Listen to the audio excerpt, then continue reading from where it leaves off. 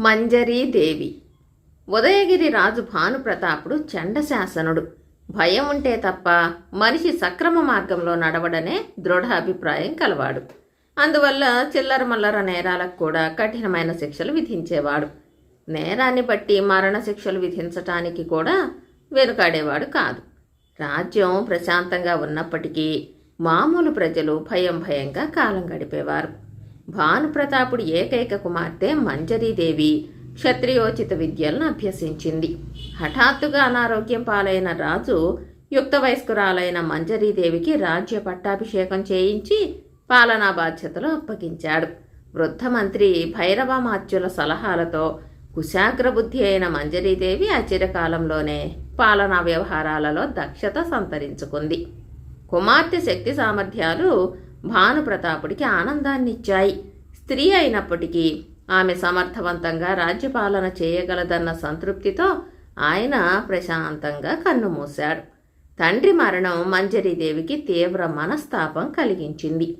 ఇటువంటి విషాద పరిస్థితులలోనే గుండె దిటవు చేసుకోవాలి అంటూ మంత్రి భైరవమాత్యులు మంచి మాటలతో ఆమెకు ధైర్యం నూరిపోశాడు.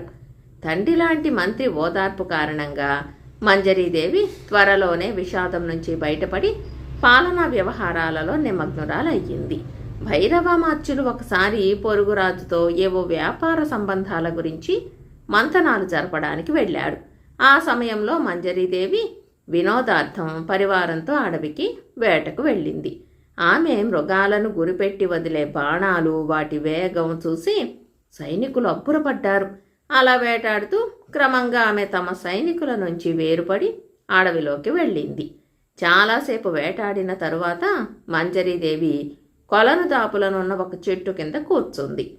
అప్పుడు చెట్టు చాటు నుంచి ఒక యువకుడు ఆమెను చూసి ఆమె అద్భుత సౌందర్యానికి ముగ్ధుడై మరింత దగ్గరికి వెళ్ళి చూద్దామనుకుంటూ ఉండగా కొందరు సైనికులు అక్కడికి రావటం గమనించి వెనక్కు తగ్గాడు. చెట్ల చాటు నుంచి లేచి వెళ్లేంత వరకు ఆమెను చూస్తూ ఉండిపోయాడు. ఆ యువకుడు ఒక చిత్రకారుడు. పేరు ముకుందుడు. ఒక ఊళ్ళో నిలకడగా ఉండకుండా దేశ సంచారం చేస్తూ ఉంటాడు. దేవాలయాల గోడలపై దేవతామూర్తుల చిత్రాలు చిత్రించడంలోనూ, పక్షులను, జంతువులను, మనుషులను చూసి అలాగే చిత్రించటంలోనూ సిద్ధహస్తుడు. చిత్రలేఖనానికి కావలసిన పసరుల ఆకులు, పళ్ళు, కాయలు సేకరించడానికి అడవికి వచ్చి రాణిగారిని చూశాడు. పసరు ఆకులతో సమీప గ్రామం చేరిన ముకుందుడి కళ్ళ ముందు మంజరీదేవి రూపమే కదలాడసాగింది. ఆమెను మళ్లీ ఒకసారి చూసి ఆమె రూపం చిత్రించాలని అతడి మనసు తప్పించింది. తాను తిరిగి వస్తున్నప్పుడు మార్గమధ్యంలో ఏటిగట్టున కొందరు సైనికులు గుడారాలు నిర్మిస్తూ ఉండటం ముకుందుడు చూశాడు. వేట ముగించుకుని రాణిగారు రాత్రికి అక్కడే బస చేయనున్నట్టు వాళ్ళు మాట్లాడుకోవడం కూడా విన్నాడు. అది రాణిగారిని చూడటానికి చక్కని అవకాశం అనుకుని ముకుందుడు అప్పటికప్పుడే బయలుదేరాడు. సైనికులు గుడారాలు ఏర్పాటు చేసిన చోటికి చేరేసరికి బాగా పొద్దుపోయింది. ఆ సమయంలో వెళితే కాపలా భటులు అనుమతించరన్న అనుమానంతో దూరంగా కాచు కూర్చున్నాడు. అర్ధరాత్రి సమయంలో కాపలా భటుల కన్ను కప్పి గుడారంలోకి ప్రవేశించి చుట్టూ చెలికత్తెల మధ్య వేటాడిన అలసటతో ఆదమరిచి నిద్రపోతూ ఉన్న మంజరీదేవిని తదేక దృష్టితో కొంతసేపు చూశాడు. ఇక ఆమె చిత్రం చిత్రించగలననుకుని వెనుతిరిగి వస్తున్న సమయంలో కాపలా భటులు అతన్ని చూసి పట్టి బంధించారు. మరునాడు రాజధానికి చేరిన మంజరీదేవి సమక్షానికి బందీగా ఉన్న ముకుందుణ్ణి తెచ్చి నిలబెట్టారు. ఆ సమయంలో భైరవమాత్యులు సభలో లేరు గనుక సేనాధిపతి అర్ధరాత్రి సమయంలో వచ్చిన అతడు శత్రుదేశపు గూఢచారి కావచ్చునని, అతడికి శిరచ్ఛేదమే సరైన శిక్ష అని రాణిగారికి విజ్ఞప్తి చేశాడు. ఆమె ముకుందుడికేసి చూసింది. నేనొక చిత్రకారుణ్ణి. వేటాడుతున్నప్పుడు మిమ్మల్ని చూసిన నేను మీ చిత్రపటాన్ని చిత్రించాలన్న ఆసక్తితో మిమ్మల్ని చూడటానికి వచ్చానే తప్ప నాకెలాంటి దురుద్దేశమూ లేదు అన్నాడు ముకుందుడు. అనుమతి లేకుండా అర్ధరాత్రి సమయంలో మహారాణి నిద్రిస్తున్న గుడారంలో ప్రవేశించటం మహాపరాధం. కారణమేదైనా మన రాజ్య శాసనం ప్రకారం అతడికి మరణదండన విధించాలని మనవి చేస్తున్నాను అన్నాడు సేనాధిపతి. సభలోని ప్రముఖులు కూడా మరణదండనే సరైన శిక్ష అని అభిప్రాయపడటంతో మంజరీదేవి అనుమతి లేకుండా కాపలా భటుల కన్నుగప్పి ప్రవేశించినందుకు మరణదండను విధిస్తున్నాను. రేపు సూర్యోదయానికల్లా ఇతన్ని ఉరి తీయండి అని ఆజ్ఞాపించింది. ముకుందుణ్ణి చెరసాలకు నడిపించేందుకు భటులు ముందుకు రాగానే అతడు మహారాణి కేసి చూస్తూ, అనుమతి లేకుండా అపరాత్రి వేళ నేను అక్కడికి రావడం నేరమే. మరణదండన అమలుపరచండి, కానీ ఒక్క కోరిక అన్నాడు. ఏమిటది అని అడిగింది రాణి. తమ చిత్రం గీయాలన్నది నా వాంఛ. వారంలో పూర్తి చేస్తాను. ఆ తరువాత నిరభ్యంతరంగా శిక్ష అమలుపరచండి. నా చివరి కోరికను కాదనకండి అని వేడుకొన్నాడు ముకుందుడు. క్షణకాలం ఆలోచనలో పడ్డ రాణి తల పంకించి, సరే, 1 వారం గడివిస్తున్నాను. ఈలోగా చిత్రం పూర్తయినా కాకున్నా రాబోయే శుక్రవారం ఉదయం నీకు మరణశిక్ష ఖాయం అన్నది. ముకుందుడి అభ్యర్థన మేరకు చిత్రలేఖనానికి కావలసిన రంగులు, కుంచెలు, ఇతర సామగ్రి చెరసాల గదిలోనే సమకూర్చబడ్డాయి. వారం రోజులు గడిచిపోయాయి. చివరి రోజు రాత్రి ముకుందుడు తాను గీసిన మంజరీదేవి తైలవర్ణ చిత్రపటాన్ని ఆమె మందిరానికి పంపాడు. మరునాడు తెల్లవారగానే తన చిత్రపటాన్ని చూసిన మంజరీదేవి ఆనందాశ్చర్యాలు పొందింది. తన రూపురేఖలను ఇంత హృదయంగా చిత్రించిన ముకుందుడికి తానే మరణశిక్ష విధించటమా అన్న ఆలోచనలో పడింది. భటులను పిలిచి మరణదండన ఆపి ముకుందుడిని ఎక్కడికి తీసుకురండి అని ఆజ్ఞాపించింది. అప్పటికే భటులు ముకుందుణ్ణి వధ్యభూమికి తీసుకువెళ్లారు. శిక్ష నెరవేరనున్న క్షణంలో సైనికులు హుటాహుటిగా వెళ్లి రాణిగారి ఆజ్ఞను తెలియచేసి శిక్షను ఆపారు. ముకుందుణ్ణి రాణిగారి సమక్షానికి వెంటబెట్టుకు వచ్చారు. అప్పుడే పొరుగు దేశానికి వెళ్లి తిరిగి వచ్చిన ప్రధాని భైరవమాత్యులు జరిగిన సంగతి తెలుసుకుని మరణశిక్ష ఏ కాలంలో ఏర్పడిందో ఏమో గాని మహా దారుణమైనది. దానివల్ల మేలు కన్నా కీడే ఎక్కువ జరుగుతుంది. కొద్దిపాటి ఆలస్యం జరిగి ఉంటే అపురూప కళాకారుడి నిండు ప్రాణాలు గాలిలో కలిసిపోయి ఉండేవి. ఎలాంటి తప్పు చేసినా ఎదుటివారి ప్రాణాలు తీసే హక్కు ఎంతటి వారికైనా ఉండకూడదు. చేతనైతే మనిషికి ప్రాణాలు పొయ్యాలే గాని తీయకూడదు అన్నాడు. అవునా మాత్యవర్య, ఈ క్షణం నుంచే ఉదయగిరి రాజ్యంలో మరణశిక్షను రద్దు చేస్తున్నాను అన్నది మంజరీదేవి. భైరవమాత్యులు మందహాసం చేస్తూ ఆమెను అభినందించాడు.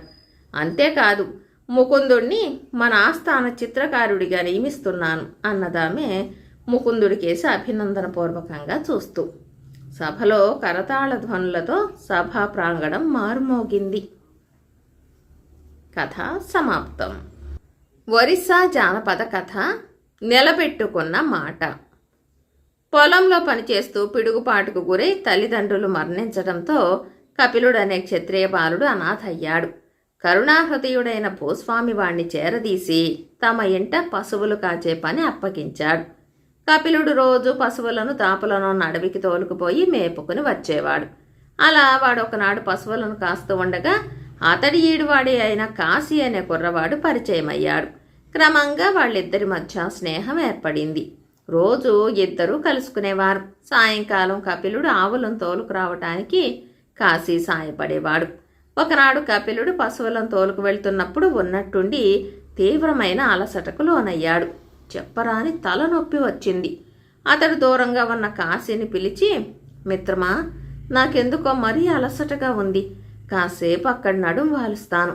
నేను వచ్చేంత వరకు నా పశువులను కాస్త చూసుకుంటావా అని అడిగాడు.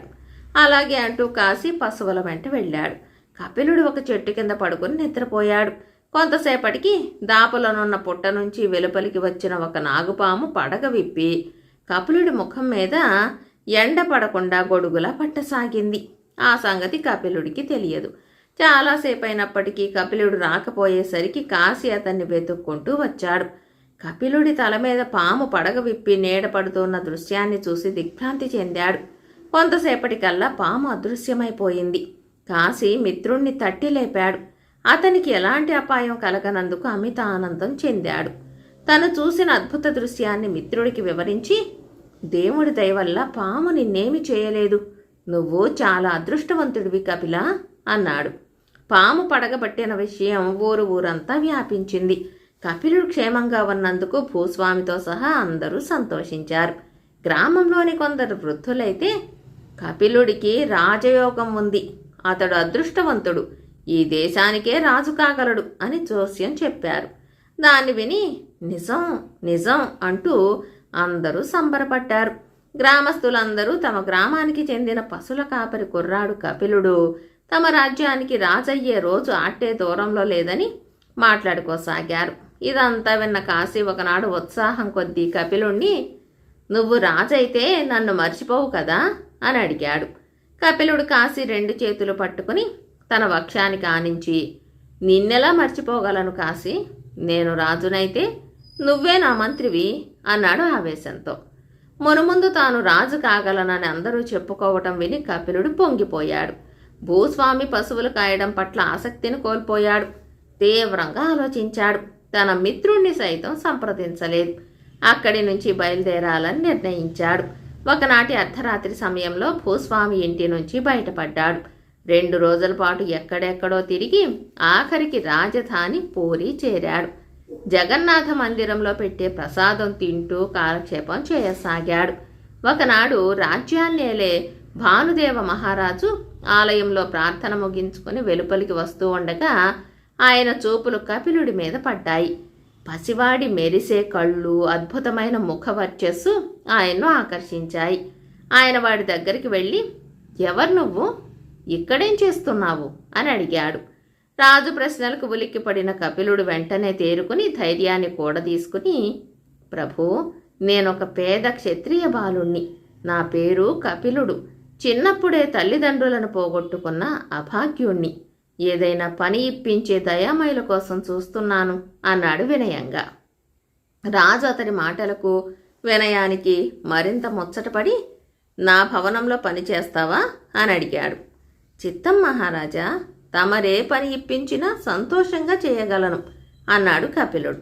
ఆ కుర్రవాణ్ణి రాజభవనానికి తీసుకురమ్మని భటులకు చెప్పి రాజు రథమెక్కి బయలుదేరాడు. రాజభవనం చేరిన కపిలుడికి సకల సదుపాయాలతో విశాలమైన గది కేటాయించబడింది. రాజభటులతో కలిసి భోజనం చేసేవాడు. రాజు అతనికి ప్రత్యేకంగా ఏ ఉద్యోగమూ ఇవ్వలేదు, కానీ రాజభవన ప్రాంగణంలో తిరుగుతూ అక్కడ చూసే విశేషాలను తెలియజేయమని చెప్పాడు. కపిలుడు గుర్రపుశాల వద్ద చాలాసేపు గడిపేవాడు. రాజుగారి గుర్రాలను సైనికులు పోషించే పద్ధతులను ఆసక్తితో గమనించేవాడు. రాజు భానుదేవుడికి సంతానం లేదు. అందువల్ల ఆయన కపిలుణ్ణి సొంత బిడ్డలా చూసుకోసాగాడు. అతడికి విద్యాబుద్ధులు నేర్పాడు. రాజోచిత విద్యలలో శిక్షణ ఇచ్చాడు. యుద్ధ కళలను అభ్యసించేలా చేశాడు.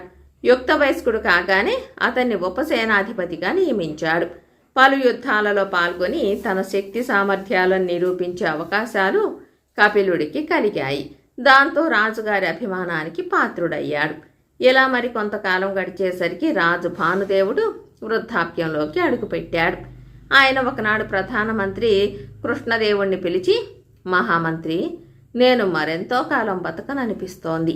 కపిలుణ్ణి పుత్ర సమానుడిగా నేను చూసుకుంటున్న విషయం నీకు తెలియనిది కాదు.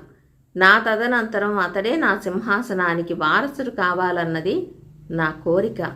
అతడు దయామయుడు, తెలివైనవాడు, శక్తి సమన్వితుడు అయిన ఆదర్శ పాలకుడిగా ప్రజల ఆదరాభిమానాలు చూరగొనగలడని భావిస్తున్నాను అన్నాడు. రాజు అభీష్టానుసారం కపిలుడికి యువరాజ్యాభిషేకం చేయబడింది. యువరాజు కపిలుణ్ణి ప్రజలు అమితంగా గౌరవించారు. కొన్నాళ్లకు అతడు కపిలేంద్రదేవుడనే నామధేయంతో రాజ్య సింహాసనాన్ని అధిష్ఠించాడు. ఈ వార్త కొన్నాళ్లకు గ్రామంలోని కాశీకి తెలిసింది. ఇప్పుడు తను వెళ్ళి రాజుగారిని దర్శిస్తే తనను గుర్తించి ఇచ్చిన మాట నిలబెట్టుకోగలడా అని ఆలోచించాడు. రాజును దర్శించాలని అప్పటికప్పుడే బయలుదేరాడు. అతడు పూరి రాజభవనం సమీపించాడు. కానీ తాను రాజుగారి బాల్య స్నేహితుడని చెబితే భవన ద్వార కాపలా భటులు నమ్మలేదు.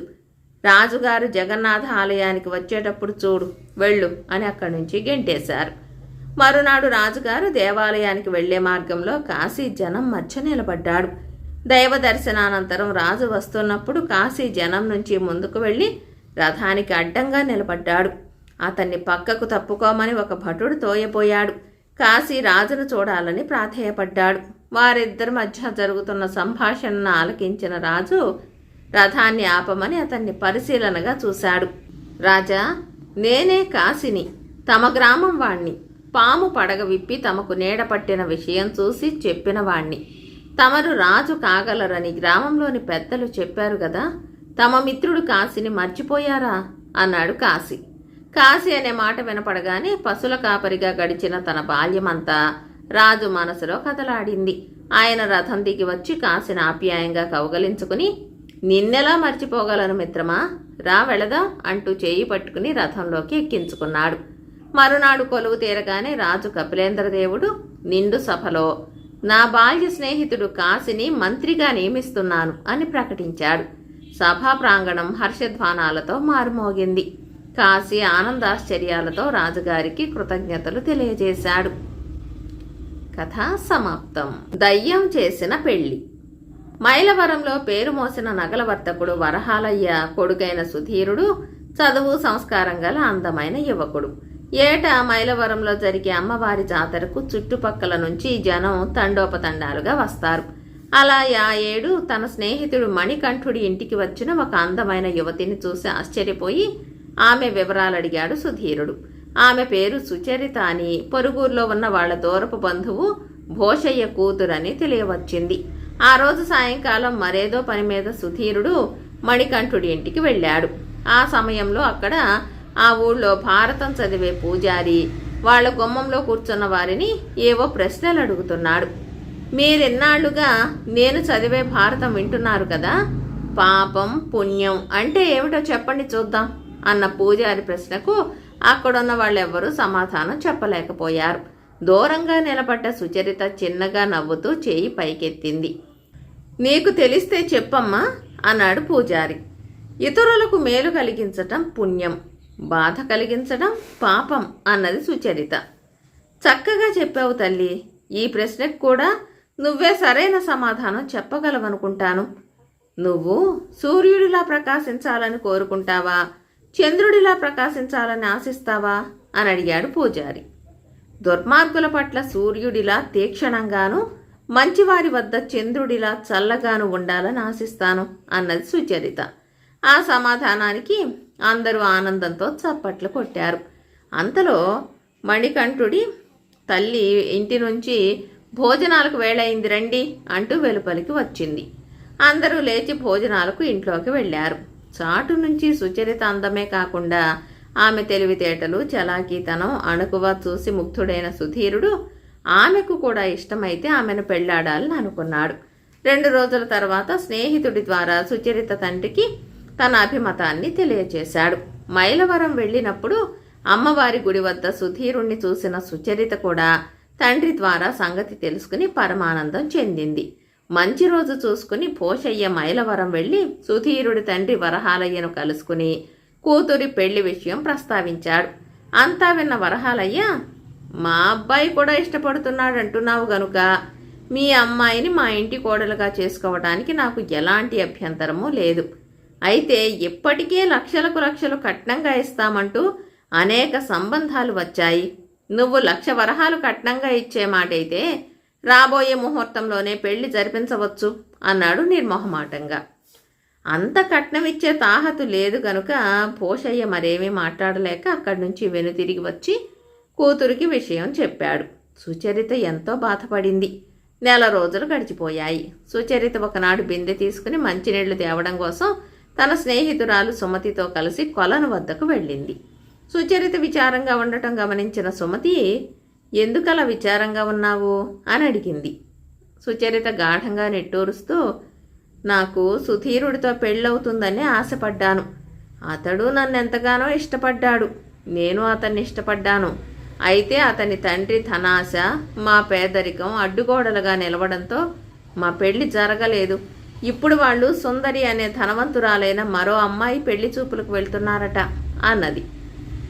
ఆమె మాటలు మంచినీళ్ల కొలనుకు కొద్ది దూరంలోని చింత చెట్టు మీద కునుకుపాట్లు పడుతున్న దయ్యం చెవినపడి ఉలిక్కిపడి లేచింది. చాలినంత కట్న కానుకలు తీసుకురాలేదని అత్తమామలు పెట్టిన బాధలు భరించలేక ఆత్మహత్య చేసుకోవటం వల్లే ఇవాళ తను దయ్యంగా కాలం వెళ్లదీస్తోంది. సుచరిత పరిస్థితికి దయ్యం చలించిపోయి ఆమెకు ఎలాగైనా సాయపడాలని నిర్ణయించింది. తల్లిదండ్రుల వెంట సుధీరుడు పెళ్లి చూపులకు వెళ్ళాడు. సుందరిని అలంకరించి తీసుకువచ్చి ఎదుట కూర్చోబెట్టారు. సుందరి ఉన్నట్టుండి పళ్ళెంలో ఉన్న అరటి పండును తీసి ఒక ముత్తైదువు మీదికి విసిరింది. పూల జడను లాక్కుంటూ తల పైకెత్తి బిత్తర చూపులు చూడసాగింది. అంతే, వచ్చిన వారందరూ సుందరికి పిచ్చి పట్టిందనుకోవటంతో పెళ్లి చూపులు ఆగిపోయాయి. మరునాడు ఒంటరిగా కొలనుకు నీళ్లు తేవటానికి వెళ్లిన సుచరిత, నిన్ను కాదన్న ఆ పొగరబోతుకు తగిన శాస్తి జరిగింది, పెళ్ళి ఆపేశాను అన్న మాటలు విని తల పక్కకు తిప్పి చూసింది. ఒక దయ్యం చెట్టుపై నుంచి కిందికి దూకుతూ సుందరిని పట్టుకుని వింత చేష్టలు చేసి దాని పెళ్లి చూపులు ఆగిపోయేలా చేశాను. నీకు సంతోషమే కదా అన్నది.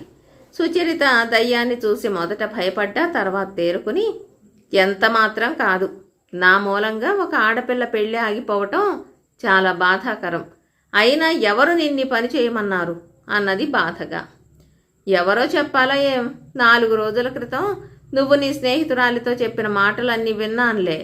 నువ్వు కోరిన సుధీరుడితో నీ పెళ్లి జరిపించేంత వరకు నాకు నిద్ర పట్టదు అన్నది దయ్యం పట్టింపుగా. ఎంతవరకు నువ్వు చేసిన నిర్వాకం చాలు, ఇకపై దయచేసి నా విషయంలో జోక్యం చేసుకోవద్దు అంటూ వేగంగా ఇంటికి తిరిగి వచ్చి తండ్రికి జరిగిన సంగతి చెప్పింది. ఆ విషయాన్ని వరహాలయ్యకు చెప్పడానికి భోషయ్య అప్పటికప్పుడే మైలవరం బయలుదేరాడు. భోషయ్యను చూసిన వరహాలయ్య ఏమీ మాట్లాడలేకపోయాడు. కూర్చోమని చేయి చూపాడు. భోషయ్య కూర్చుని జరిగిన అసలు సంగతిని వివరించి, జరిగిందేదో జరిగిపోయింది, పెళ్లి చూపుల వరకు వచ్చాక ఆ సుందరికి అన్యాయం జరగకూడదు, ఆ అమ్మాయినే మీ అబ్బాయికి చేసుకోండి, తప్పు లేదు అన్నాడు. వరహాలయ్య మౌనంగా పక్కనున్న కొడుకు కేసి చూశాడు. సుధీరుడు, సుచరిత ఎంత మంచిదో ఇప్పుడైనా మీకు తెలిసిందా? తాను బాధపడ్డా పర్వాలేదు, సాటి యువతికి అన్యాయం జరగకూడదన్న గొప్ప మనసుతో తన తండ్రిని మీ దగ్గరికి పంపిందంటే ఆమెలోని మంచితనం ఎలాంటిదో ఆలోచించి చూడండి. మీరేమో డబ్బు డబ్బు అంటూ నాకు ఇష్టం లేని పెళ్లి ఏర్పాటు చేయాలని అనుకున్నారు. ధనపిశాచం పట్టుకుని కన్న కొడుకు మీద కూడా కనికరం చూపని మీకన్నా ఒక ఆడపిల్ల కష్టం చూసి కరిగిపోయి సాయపడాలనుకున్న ఆ దయ్యమే నయం కదా అన్నాడు విరక్తిగా. వరహాలయ్య, నాయన, మనం ఉన్నవాళ్ళమే అయినా కలిగిన వారింటి సంబంధం అయితే నీకు మునుముందు మేలు చేస్తుందని ఆలోచించాను. అంతేగాని ఇప్పుడు మించిపోయిందేమీ లేదు. నీకు నచ్చిన సుచరితనే పెళ్లి చేసుకుని హాయిగా జీవించు. ఒక్కగానొక్క బిడ్డవు, నీ ఇష్టానికి అడ్డురాను, నీ మాట కాదనను. సుచరిత వంటి గుణవంతురాలు మన ఇంటి కోడలుగా రావటమే అదృష్టం అన్నాడు. అప్పుడే అక్కడికి వచ్చిన పెళ్లిళ్ల పేరయ్య జరిగినదంతా తెలుసుకుని, ఆహా, ఇంకేం, అంతా సవ్యంగా జరిగిపోయిందన్నమాట. సుందరి వివాహం కూడా సమస్య కాదు. తగిన వరుణ్ణి చూసి మీ వివాహంతోనే ఆమె పెళ్లి కూడా జరిపించే పూచి నాది అన్నాడు ఉత్సాహంగా సంచిలోంచి వరుల జాతకాల కట్ట వెలికి తీస్తూ. అనుకున్నట్టుగానే సుచరిత సుధీర్ల వివాహం వైభవంగా జరిగింది. తమ పెళ్లి జరగడానికి సాయపడ్డ దయ్యానికి వధూవరులు మనసులో కృతజ్ఞతలు చెప్పుకున్నారు. కథ సమాప్తం. బేతాళ కథ పరిష్కారం. పట్టువదలని విక్రమార్కుడు చెట్టు వద్దకు తిరిగి వెళ్లి చెట్టుపై నుంచి శవాన్ని దించి భుజాన వేసుకుని ఎప్పటిలాగే మౌనంగా శ్మశానం కేసి నడవసాగాడు. అప్పుడు శవంలోని బేతాళుడు, రాజా, నువ్వు ఏ సమస్యకు పరిష్కారం వెతుకుతూ ఇలా శ్రమ పడుతున్నావో తెలియదు. కానీ విజ్ఞులమని భావించే కొందరు తేలిగ్గా జరిగే పనిని క్లిష్టం చేసుకుంటూ ఉంటారు. దుర్మార్గుడైన అన్నను తొలగించి మంచివాడైన తమ్ముడికి రాజ్యాధికారం అప్పగించడానికి లేనిపోని గందరగోళంలో పడ్డ ఒక మహారాజు గురువుల కథ చెబుతాను, శ్రమ తెలియకుండా విను అంటూ ఈ విధంగా చెప్పసాగాడు. ఆదర్శ పాలకుడిగా ప్రజల ఆదరాభిమానాలు చూరుకొన్న అవంతిరాజు సోరసేనుడికి వజ్రసేనుడు, విక్రమసేనుడు అని 2 కుమారులు. రాజు వయోభారం కారణంగా పెద్ద కుమారుడు వజ్రసేనుడికి రాజ్య పట్టాభిషేకం చేసి వానప్రస్థం స్వీకరించి భార్యతో సహా సమీపారణ్యానికి వెళ్ళిపోయాడు. వజ్రసేనుడు తండ్రి అడుగుజాడలలో రాజ్యపాలన చేయసాగాడు. వజ్రసేనుడికి గురుకులంలో తనతో కలిసి విద్యను అభ్యసించిన మణిధరుడంటే ఎంతో ఇష్టం. వజ్రసేనుడు కొన్నాళ్లకు మణిధరుడి చెల్లెల్ని వివాహం చేసుకున్నాడు. వజ్రసేనుడు రాజయ్యాక చుట్టపు చూపుగా వచ్చిన మణిధరుడు రాజధానిలోనే స్థిరపడిపోయాడు. లోపల అతనికి అధికార దాహం పుట్టుకొచ్చింది. అందువల్ల అతను వజ్రసేనుడి కళాభిరుచిని, మృదు స్వభావాన్ని ఆసరా చేసుకుని ఆయనకు మెల్లమెల్లగా వినోదాల పట్ల ఆసక్తి పెంచి పాలనా వ్యవహారాల పట్ల అనాసక్తతను కలిగించసాగాడు. క్రమక్రమంగా వజ్రసేనుడు భోగలాలసుడై పాలనా వ్యవహారాలను పట్టించుకోలేకపోయాడు. మణిధరుడు రాజు తరపున ఒక్కొక్క అధికారాన్ని కైవసం చేసుకోవటం మొదలుపెట్టాడు. అధికారం మణిధరుడి వశం కావడంతో స్వార్థపరులైన అధికారులు అతని చుట్టూ చేరి అతన్ని పొగుడుతూ అమాయకులను, బలహీనులను పీడించసాగారు. రాజ్యంలో అవినీతి వేళ్ళూనింది. రాజోద్యోగులు ధనవంతులు కాసాగారు. వ్యాపారులు, సాధారణ ప్రజలు అధికారుల దౌర్జన్యాలకు గురవుతూ అష్ట కష్టాలు అనుభవించసాగారు. ఈ దుస్థితిని భరించలేక పురప్రముఖులు కొందరు రాజును దర్శించి తమ కష్టాలు చెప్పుకోవాలని అనుకున్నారు. కానీ మణిధరుడు అడ్డుపడటం వల్ల ఎంత ప్రయత్నించినా రాజదర్శనం సాధ్యం కాలేదు. వాళ్ళందరూ యువరాజు విక్రమసేనుణ్ణి కలుసుకుని తమ కష్టాలు తీరే మార్గం చూడమని మొరపెట్టుకున్నారు. అన్నను పదవి నుంచి తొలగించి రాజ్యాధికారం చేపట్టమని పురికొల్పారు. అయితే విక్రమసేనుడు అందుకు ససేమిరా అన్నాడు. దాంతో పురప్రముఖులు అరణ్య ప్రాంతంలో తపోజీవనం సాగిస్తున్న వృత్తరాజు సూరసేనుడి వద్దకు వెళ్ళి తమ గోడును విన్నవించి చిన్న కుమారుణ్ణి రాజును చేస్తే తమ బాధలు తొలగిపోగలవని చెప్పారు. వారి మాటలు విన్న రాజు సూరసేనుడు, ఐహిక బంధాలకు దూరంగా ఉంటున్న నేను రాజ్య వ్యవహారాలలో జోక్యం చేసుకోలేను. కొన్ని రోజులు ఓర్పు వహించండి, మీ సమస్య పరిష్కారమవుతుంది అని మాట ఇచ్చి పంపాడు. సూరసేనుడు ఆ రాత్రంతా తీవ్రంగా ఆలోచించాడు. పురప్రముఖులు చెప్పినట్టు చేయటం ధర్మ విరుద్ధం. సరికొత్త సమస్యలు తలెత్తవచ్చునని భావించి మరునాడు తమ కుమారులకు విద్య నేర్పిన మతంగముని గురుకులాశ్రమానికి బయలుదేరాడు. గురువును చూసి ప్రజలు అనుభవిస్తున్న కష్టాలను, తన సమస్యను విన్నవించి పరిష్కారం సూచించమని ప్రార్థించాడు. అంతా విన్న గురువు, అవంతి ప్రజలు అనుభవిస్తున్న కష్టాల గురించి నేను విన్నాను. నీ ఇద్దరు కుమారులు సద్గుణ సంపన్నులే, కానీ వజ్రసేనుడి సహాధ్యాయి అయిన మణిధరుడు దుష్ట స్వభావుడు. ఈ అనర్థాలన్నిటికీ అతడే మూల కారణమని భావిస్తున్నాను. పక్షం రోజుల్లో దీనికొక పరిష్కారం కనుగొందాం. నువ్వు నిశ్చింతగా వెళ్ళిరా అని సూరసేనుణ్ణి సాగనంపాడు.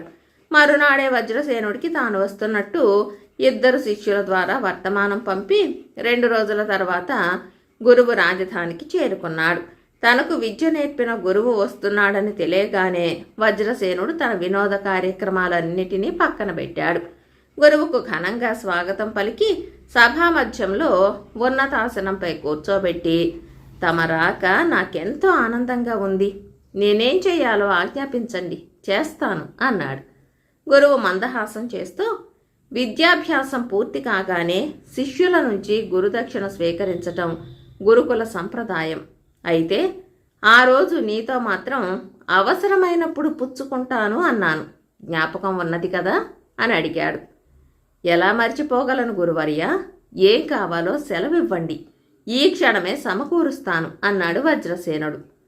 అడిగిన తరువాత వెనకడుగు వేయకూడదు సుమా అన్నాడు గురువు.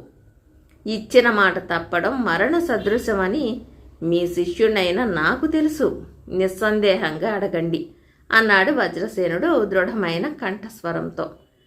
నీ అవంతి రాజ్యం నాకు గురుదక్షిణగా కావాలి అన్నాడు గురువు. ఆ కోరిక విని ఒక్క క్షణం దిగ్భ్రాంతి చెందిన వజ్రసేనుడు మరుక్షణమే తేరుకుని, చిత్తం గురువర్య, తమ అభీష్టానుసారం నా రాజ్యాన్ని అంటూ ఉండగా పక్కనే ఉన్న మణిధరుడు అడ్డుపడి, ఆగండి మహారాజా, తరతరాలుగా వంశానుగతంగా వస్తున్న రాజ్యలక్ష్మిని తొందరపడి గురుదక్షిణగా ఇవ్వటం ఏమాత్రం భావ్యం కాదు. ధనధాన్యాలు, మణులు, మాణిక్యాలు, పశువులు, పొలాలు మరేదైనా ఇవ్వండి అన్నాడు. కాదు, నీ మాట వింటే మాట తప్పిన వాణ్ణి అవుతాను, మా వంశం అప్రతిష్ట పాలవుతుంది అని వజ్రసేనుడు గురువు కేసి తిరిగి, తమ అభీష్టానుసారం నా రాజ్యాన్ని గురుదక్షిణగా స్వీకరించండి అంటూ కిరీటం తీసి గురువు పాదాల చెంత ఉంచాడు. నీ గురుభక్తి అనుపమానం వజ్రసేన. ఇందులో కొంతైనా పాలనా వ్యవహారాల పట్ల శ్రద్ధ, మణిధరుడి వంటి దుష్టులను దూరంగా ఉంచాలన్న ముందు చూపు ఉండి ఉంటే పరిస్థితి ఇంత దూరం వచ్చేది కాదు. ప్రజల క్షేమమే ప్రభువులకు అలంకారం అంటూ గురువు తన 2 శిష్యులను దగ్గరికి పిలిచి ఏదో చెప్పాడు. శిష్యులు అరణ్యానికి వెళ్ళి సూరసేన మహారాజును రాజధానికి తీసుకువచ్చారు. ఆయన రాగానే గురువు, రాజా, అవంతి రాజ్యాన్ని వజ్రసేనుడు నాకు గురుదక్షిణగా సమర్పించాడు. దానిని ఇప్పుడు నేను నీకు అప్పగిస్తున్నాను. ఇందులో ఎవరి నిర్బంధమూ లేదు. రాజ్యాన్ని 2గా విభజించి సగభాగానికి వజ్రసేనుణ్ణి, 2వ సమభాగానికి విక్రమసేనుణ్ణి పాలకులుగా నియమించండి. తద్వారా ప్రజల కష్టాలు తొలగిపోయి వారు సుఖశాంతులతో వర్ధిల్లగలరని ఆశిస్తున్నాను అన్నాడు. అన్నదమ్ములిద్దరూ అందుకు సంతోషంగా సమ్మతించటంతో సూరసేనుడు గురువు సమక్షంలో ఆయన చెప్పినట్టు చేసి ఆశ్రమానికి బయలుదేరాడు. ప్రజలు కృతజ్ఞతాపూర్వకంగా చేతులెత్తి మొక్కుతూ ఆయనకు వీడ్కోలు పలికారు. బేతాళుడు ఈ కథ చెప్పి, రాజా, మొదట పుర ప్రముఖులు వచ్చి అన్నపై తిరుగుబాటు జరిపి రాజ్య సింహాసనాన్ని అధిష్ఠించమన్నప్పుడు నిరాకరించిన విక్రమసేనుడు ఆ తర్వాత తండ్రి ఇచ్చిన అర్ధరాజ్యాన్ని ఎలా స్వీకరించాడు? వ్యసనపరుడని, అసమర్థుడని తెలిసి కూడా వజ్రసేనుడికి మళ్లీ అర్ధరాజ్యం కట్టబెట్టడం విజ్ఞత అనిపించుకుంటుందా? ఐహిక బంధాలు తెంచుకున్న తాను ఇకపై రాజ్య వ్యవహారాలలో జోక్యం చేసుకోనని చెప్పిన సూరసేనుడు గురువును ఆశ్రయించి ఇంత తతంగం ఎందుకు జరిపించాడు? ఇది ఆయనలోని భేషజానికి తార్కాణం కాదా? ఈ సందేహాలకు సమాధానం తెలిసి కూడా చెప్పకపోయావో నీ తల పగిలిపోతుంది అన్నాడు. దానికి విక్రమార్కుడు, రాజ్యాధికారం వంశానుగతంగా వచ్చే వారసత్వం. తిరుగుబాటు ద్వారా దాన్ని చేపట్టడం అరాచకానికి, అపప్రథకు దారితీయవచ్చు. అందువల్లనే విక్రమసేనుడు పురప్రముఖుల ప్రతిపాదనను తోసిపుచ్చాడు. ఆ తర్వాత గురువు, తండ్రి, అన్న సమ్మతించి ఇవ్వడంతో ప్రజాక్షేమం పరిరక్షించవలసింది తన బాధ్యత కనుక దానిని స్వీకరించాడు. స్వభావరీత్యా వజ్రసేనుడు కూడా మంచివాడే కావడం వల్ల ఇంత జరిగాక బావమరిదిని దూరం చేసుకుంటే మంచి మార్గంలో పయనించి సత్పరిపాలన అందివ్వడంలో తమ్ముడితో పోటీ పడగలడన్న ఆశాభావంతోనే గురువు, రాజు అతనికి మళ్లీ అర్ధరాజ్యం అప్పగించారు. ఇక వానప్రస్థానికి వెళ్లిన రాజు తిరిగి వచ్చి రాజ్యాన్ని స్వీకరించాడన్నది సరికాదు. గురువు స్వీకరించమన్న రాజ్యాన్ని ఆయన వెంటనే కుమారులకు పంచి ఇచ్చాడు.